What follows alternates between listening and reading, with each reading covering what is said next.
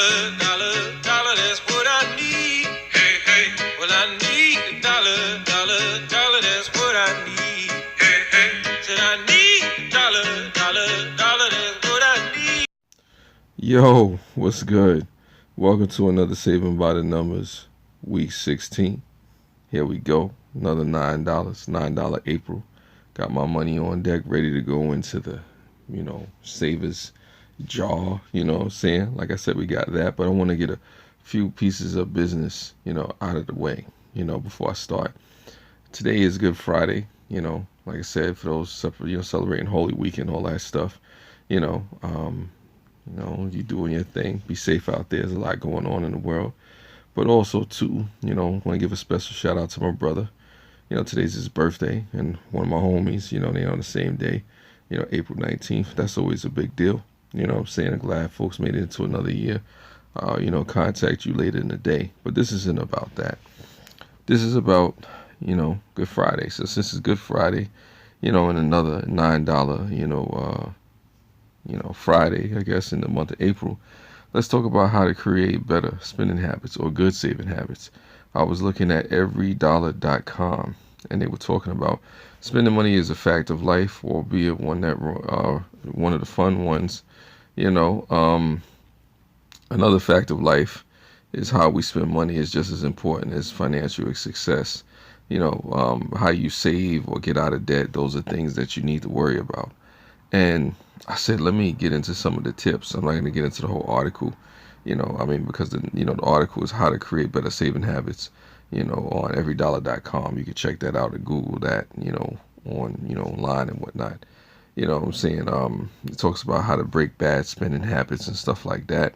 I don't want to give away the whole article, but it does tell you some of those things, that happen, and it's, talking about things that you could decide to spend, money on, and, what are some of the bad habits. So, but let's talk about good spending habits since it's, Good Friday. One of the first ones they say is give yourself a solid reason to spend wisely. Spending wisely or saving wisely makes a lot of sense when you have a target to hit. When we do this by following the baby steps, making money goals and keeping them in mind whenever you swipe your card or hand over cash will put you in a spending perspective. Two, live on a budget. Creating a plan for your money allows you to prioritize your spending. Put your money goals, perhaps getting out of debt or going on a vacation, at the top of your budget after giving up the necessities, of course. You know, um, After giving into the necessities, I'm saying giving up. After making sure you pay your light, your gas, your rent, stuff like that. Saving for a family getaway makes it a lot easier. Spending money on a daily cappuccino run, that's something else that, really gets, kind of crazy. Like I said, you just prioritize basically. Three, actively practice gratitude. Take a moment every day to write down or verbal acknowledge the good in your life. After all, there's so much good in the fact that you did what you know how to do, and it puts you in a mindset where you can actually do some type of things. Like I said, really reward yourself, for hitting a goal, or like I said, too stressed to be blessed.